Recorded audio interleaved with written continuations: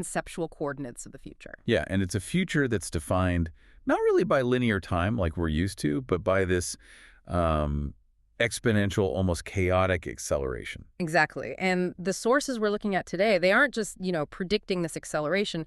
They're actually providing what looks like an architectural blueprint. A mathematical framework, really. Yeah. The kind you'd need to actually map this collapse of time that feels like it's happening all around us. It's definitely a high-stakes deep dive. Our mission, I guess, is to explore this conceptual blueprint. It seems designed to unify 4 pretty radical ideas. Really non-traditional mathematical, even biological concepts. We're talking Terence McKenna's time wave, Right. Rupert Sheldrake's morphic resonance, Okay. Frank Baar's fractal hierarchy, and Ralph Abraham's dynamic attractors. Wow. That's Yeah. a lineup. And the goal is to merge them into a single unified mathematical framework. That seems to be the idea. A framework specifically built to understand things like AI and just the accelerating pace of change we're all experiencing. And there's a name for this proposed synthesis in the sources, right? Compressionism. That's the term they use, yeah. Yeah. Compressionism. It's meant to be the conceptual architecture that replaces our, well, frankly, outdated ideas of fixed duration. So instead of flat time, we get a dynamic model of flux, almost like the theoretical engine behind the singularity. You could put it that way. The mechanism that actually quantifies the rate at which novelty new stuff explodes into existence. Okay, but we need a caveat here, don't we? It's really important for you listening to grasp this up front. Absolutely crucial. We're dealing with a conceptual, theoretical architecture. That's key. The sources give us the intended order of operations, the sort of philosophical why behind each component. Right, but there isn't some off-the-shelf 4-part algorithm you can just download and run. Not yet, anyway. So our goal here is really to dissect the function of each piece and explain why this specific combination is thought to be necessary. Exactly. Why these 4, in this kind of order, are needed to shift from that old linear worldview to one that's actually governed by nonlinear chaos.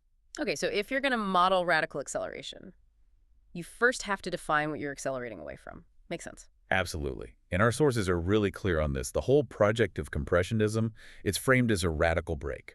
A departure from what, though? From the philosophical and mathematical rigidities we inherited way back in the 17th century. Ah. So we need to identify, and I guess conceptually shatter, what the sources call the sort of rigid, orderly foundation of Western time. Precisely. The universe as defined by Sir Isaac Newton. Right. Newton, predictable, mathematically elegant. That's the one. He saw time as a absolute flat duration, like a river just flowing uniformly, totally independent of whatever happened in it. And this fixed duration, this linear view, that was the bedrock for his physics, wasn't it? And also his theology, his predictions. It was fundamental to everything. I always find that fascinating, too, how unified his thinking was. He wasn't just a physicist. He was a chronologist, right? Trying to date things based on scripture. Exactly.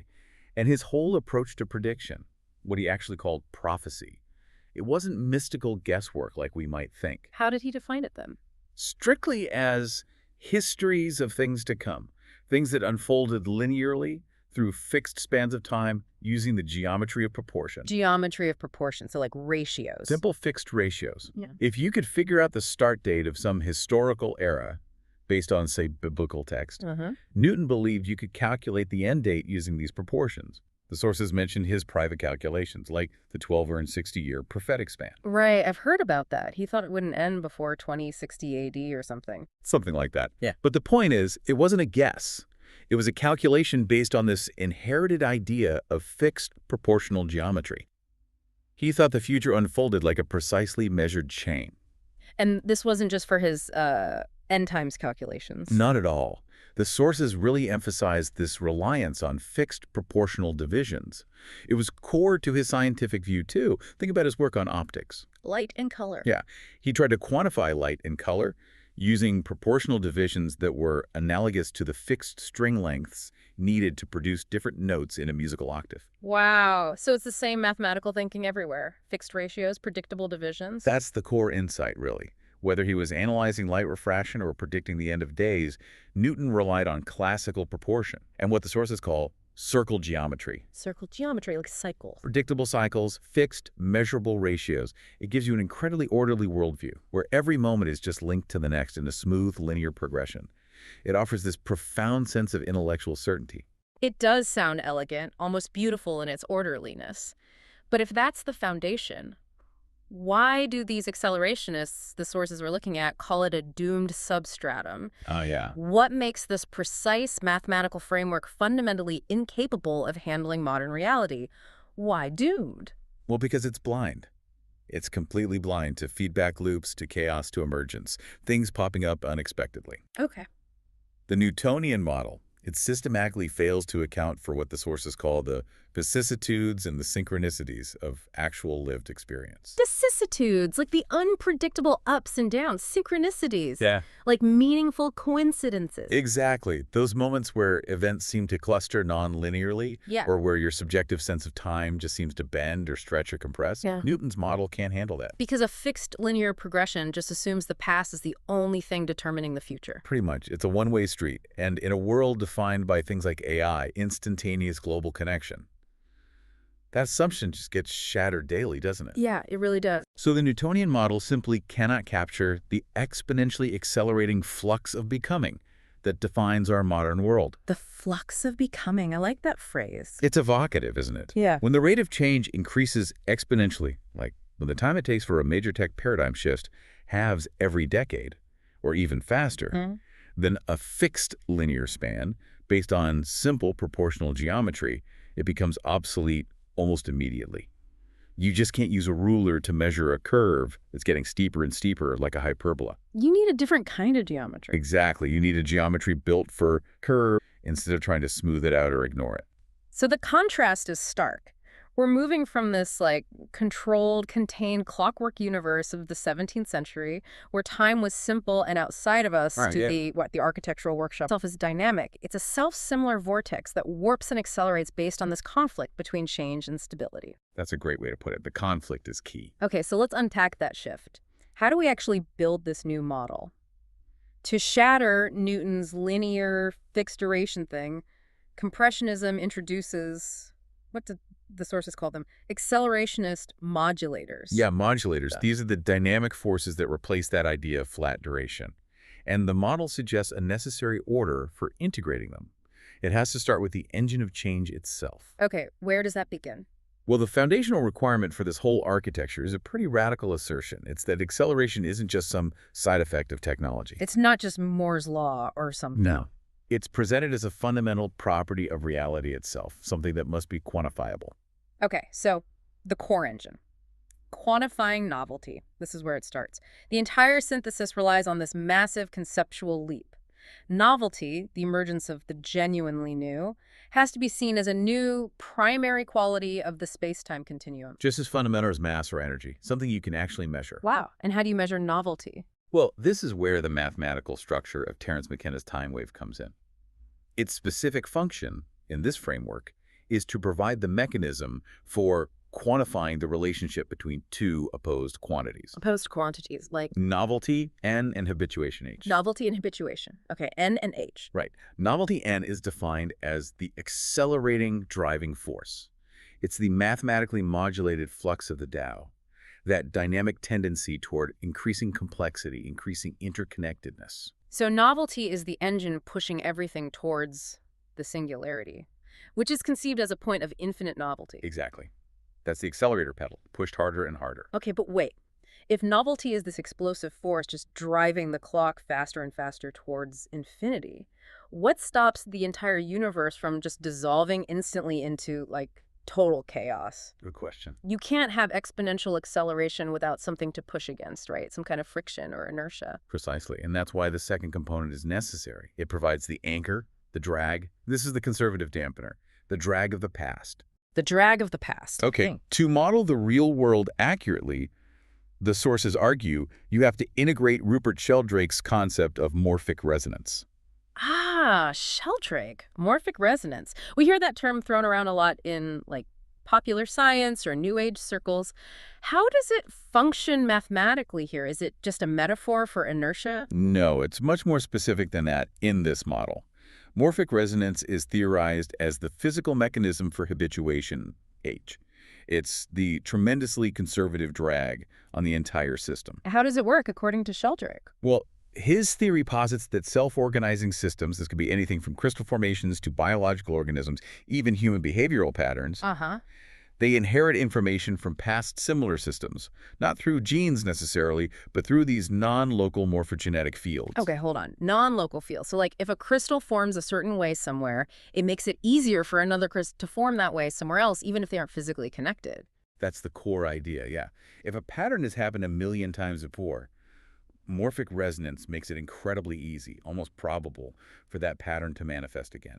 It's like a deep structural memory embedded in the universe. Wow. Okay. So habituation, working through this morphic resonance, means the past is constantly shaping or configuring the present. Right. It creates this kind of gravitational pull backward towards repetition, towards the familiar. So the primary conceptual tension, the friction that defines this accelerating era, is the conflict between novelty trying to emerge and habituation pulling back, demanding repetition. Exactly. That's the core dynamic. The math of compressionism, therefore, has to be about quantifying how much novelty N is needed to overcome the drag of habituation H at any given point in time. Which makes the singularity not just a point of arrival, but the theoretical moment when the force of novelty finally and completely overcomes the conservative drag of habituation, leading to, like, unbounded complexity. That's the idea, phase transition. Okay. But if this conflict, N versus H, operates from the tiniest quantum interactions all the way up to, like, huge cosmological movements, we need a geometry that can map that happening across all scales simultaneously. Precisely. And that brings us to the architecture's geometry. The multi-scale geometry, channeling the structure. The system needs structures that can map this chaotic flow of events non-linearly. And where do we get that? We start with Frank Barr's fractal hierarchy. Bar fractals. Okay, I know fractals are those shapes where small parts look like the whole thing, like a fern leaf or a coastline. Nested, self-similar structures. How does that map time? Barr's hierarchy provides the necessary multi-scale structure, because this conflict between novelty and habituation is assumed to be fundamental, happening everywhere. It must manifest in self-similar ways across all scales. So the acceleration happening on the scale of, say, global technological change should structurally mirror the acceleration happening within an individual's consciousness, or even in the chemistry of the natural world. So the sources link this to the idea that the chemistry of consciousness and the chemistry of nature is intertwined and complex. And fractals are the geometry of that connection. That seems to be the argument. If you look at the branching of a tree, or the structure of a lung, or a river delta, the pattern repeats at different sizes. Barr applies that same logic to the structure of time and consciousness. It's nested similarity all the way down. Meaning maybe the solution to the N versus H conflict at one level, say, in biology, might give clues about the solution at another level, like societal change? Potentially. It creates the scaffolding, the underlying structure for structured chaos, this framework of nested similarity. It needs direction. Right. It's not enough to have the structure. You need to know where the flow is tending to go within that structure. Exactly. That directionality is provided by the final piece, Ralph Abraham's dynamic attractors. Okay, dynamic attractors. That's a core concept from chaos mathematics, right? Right. For the listener, what exactly is an attractor in this context, and how does it give direction without being like a fixed path? Think of a river flowing towards the ocean. The ocean is the ultimate attractor for all the water in that river basin. Okay. Now, no single drop of water follows the exact same path, right? It swirls, it hits rocks, it forms eddies and whirlpools. That turbulence is the chaos. But the overall tendency of all that water is always downstream, towards the ocean. The attractor defines that tendency, that basin of attraction, without specifying a single route. So, contrasting with Newton again, Newton defined time's flow like a straight man-made canal, fixed path. Right. Abraham's attractors define time's flow as a system of non-linear, self-similar, nested, strange loops and vortices that are constantly pulling events towards a certain state or a certain region of possibility. Precisely. And in the compressionism model, these dynamic attractors are what channel the flow of becoming, that NVSH dynamic, toward the ultimate attractor, which is the singularity. So they're like the non-linear energetic pathways, the paths of least resistance for novelty to express itself. You got it. Yeah. They ensure that even though the path itself is chaotic and unpredictable moment to moment, mapped by the fractal hierarchy, the overall momentum of acceleration, driven by novelty, is still directed towards maximum complexity, towards that singularity attractor. Wow. Okay, so that feels like the complete conceptual engine. You've got the driver, McKenna's novelty, Yep. the resistance, Sheldrake's habituation, The drill of the rag. the structure they conflict upon, Barr's fractal hierarchy, And the scaffolding. and the nonlinear paths they tend to follow, Abraham's attractors. The channels. And the order makes sense. Define the forces, establish the battlefield, map the flow. And what's really interesting, connecting back to your earlier question. About how novelty wins if habituation is so strong. Yeah. The answer seems to lie in the nature of the attractors themselves. The system, as described, is inherently designed to favor emergence.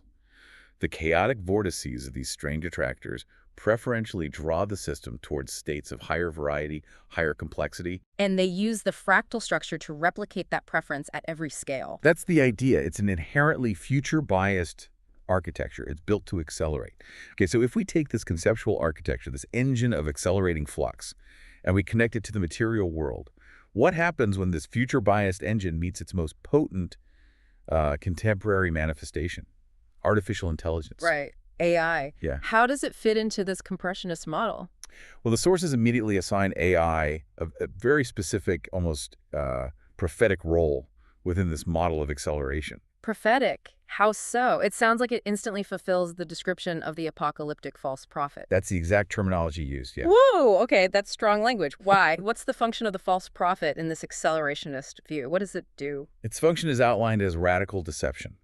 The ultimate goal of this prophet, according to the text, is to deceive nations, to deceive populations into submitting to the reigning economic and military system. And AI is suited for this because Because it possesses this unprecedented capacity for generating infinitely convincing illusions. Think deepfakes, curated realities, synthetic news, synthetic knowledge. things that dissolve the border between what's real and what's just synthetically manufactured. Exactly.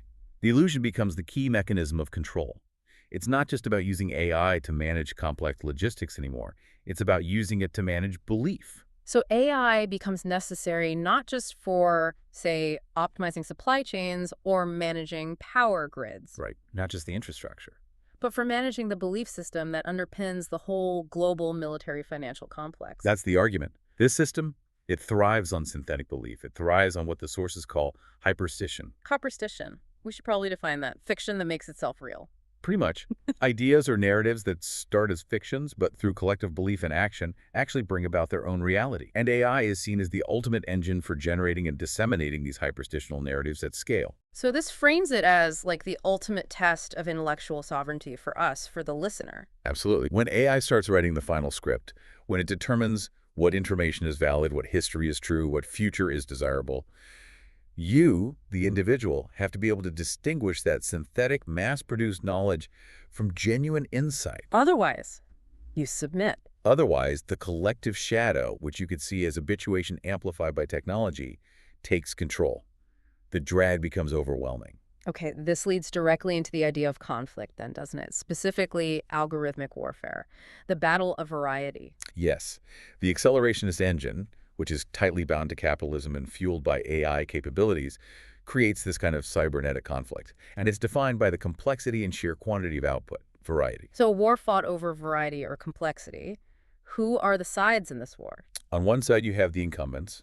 They represent low variety. Okay, who are they? Established players. Think established entities, yeah.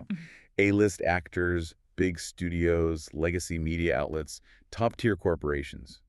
Their value is fundamentally tied to scarcity, high production costs, human-paced output, carefully controlled brand identity. Their whole system is built on being to too much variety because that's how they maintain control and value. Exactly. Their power derives from that scarcity. If you can only get a certain kind of blockbuster movie or a certain caliber of news analysis from a small, select group, their value remains inflated. But the opposition. The opposition are the insurgents. They represent high variety. These are the actors, individuals, or groups using AI as a force multiplier, or, as the sources put it more starkly, as a weapon. A weapon of variety. Yeah. The sources describe this as the Hydra strategy. Think about the mythical Hydra. Yep. Cut off one head to grow back. So it's about the ability to scale content production to uncontrollable levels. Precisely. Instead of one human team spending a year crafting a single film or marketing campaign, an AI-augmented team, or even just AI itself, can generate hundreds, maybe thousands, of high-quality, synthetic, highly targeted content pieces in a month, a week, maybe even less. The fundamental limit, the human capacity for production, just dissolves. And that dissolution is potentially fatal to the incumbents.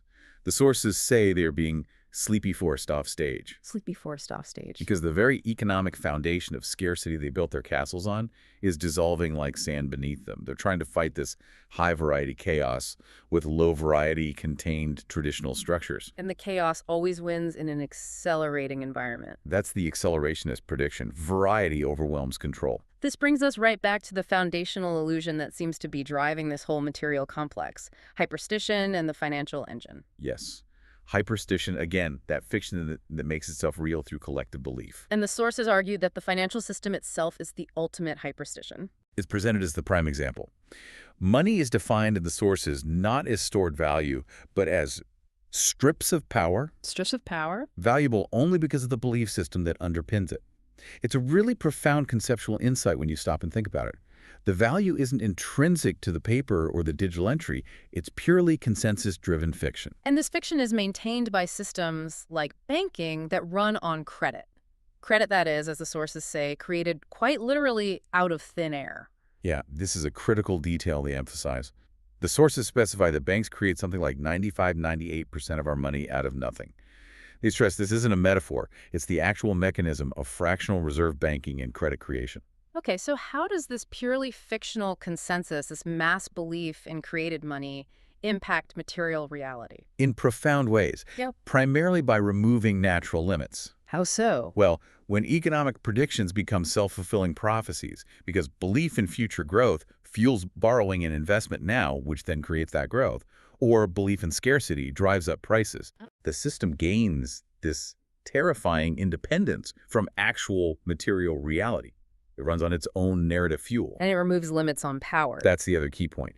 If central banks can effectively provide unlimited war chests of this created money to governments or chosen industries, they are, as the sources put it, removing the natural limits on state violence or state projects. Money, being potentially infinite and fundamentally fictional, ceases to be a real constraint on power. Wow. So the material world gets dissolved, or at least heavily distorted, by this global accepted illusion. This connects to the source's metaphorical reference to a spiritual fornication, where chasing these fictions replaces the pursuit of genuine insight or connection to reality. That seems to be the interpretation offered, yes. A world increasingly built on manufactured belief rather than tangible reality. Okay, this really sets the stage for what feels like the ultimate clash of worldviews described in the material. It's the accelerationists who seem to embrace this chaotic, future-driven reality versus the great rationalists of containment, Thomas Hobbes. Hobbes. Yes. Wow. The absolute master of containment, you could say. The chronomancer of order, perhaps. Chronomancer of order. I like that. He viewed civilization, his concept of the Leviathan, the state, as an artificial animal.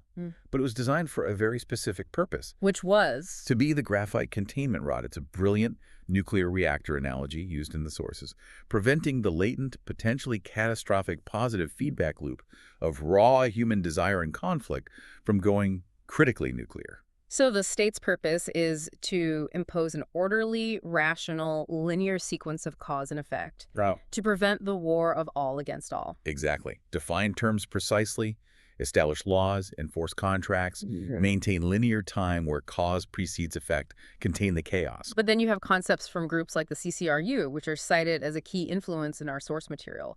Ideas like temporal sorcery. Right, the idea that the future causes the past. Yeah. Retrograde causality. Which sounds completely insane from a traditional perspective, but if we accept the financial hyperstition argument, aren't we already living in a system where belief about the future, projected growth, investment returns, directly dictates material reality now?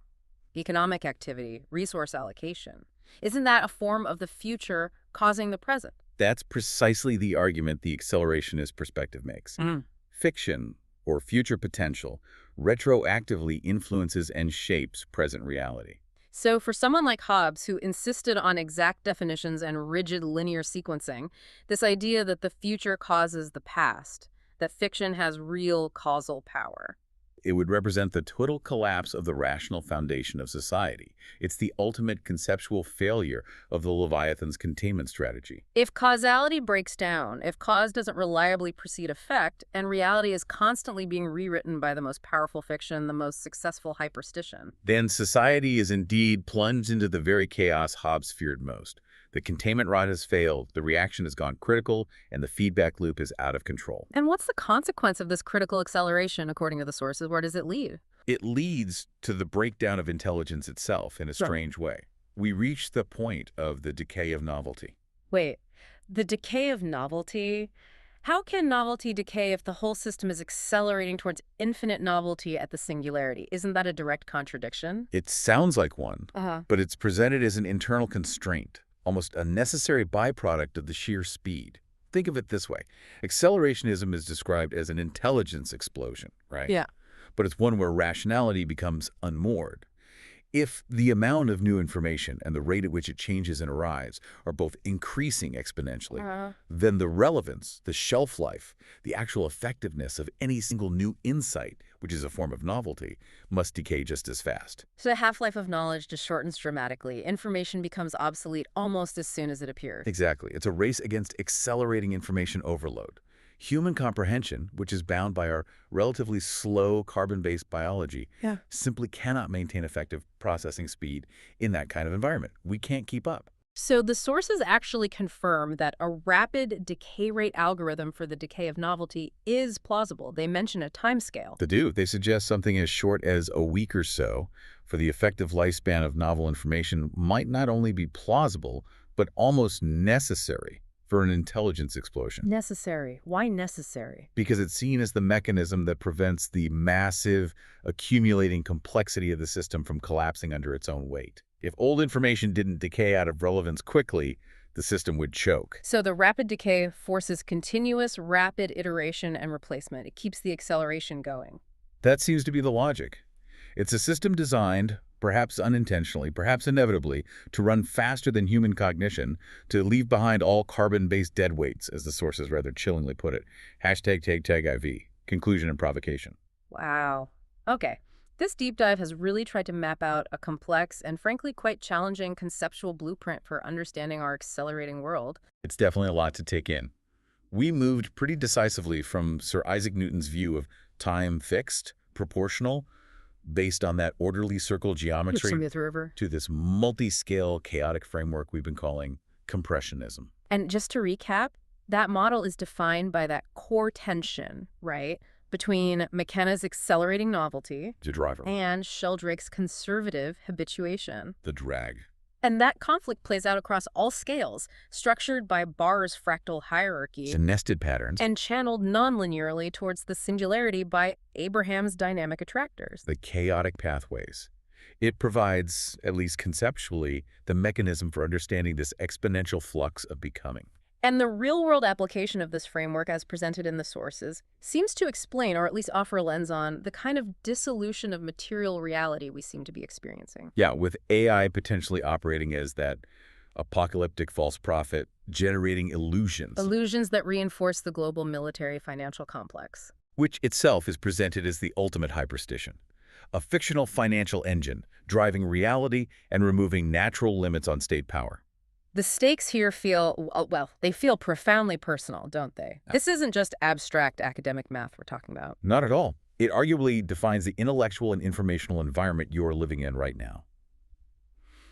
The question becomes, how do you maintain your own intellectual sovereignty, your ability to discern reality in a world increasingly dissolved by synthetic belief? Or do you just submit to the collective shadow, the pull of habituation, which is now being amplified and accelerated by these incredibly powerful technologies? It really brings us back to some very ancient wisdom, doesn't it? Is it? About how people try to interpret times of profound, seemingly existential change. How so? Well, the sources remind us that interpreters of flux, interpreters of chaotic times, traditionally divide into two camps. Okay. There's the fool of interpreters.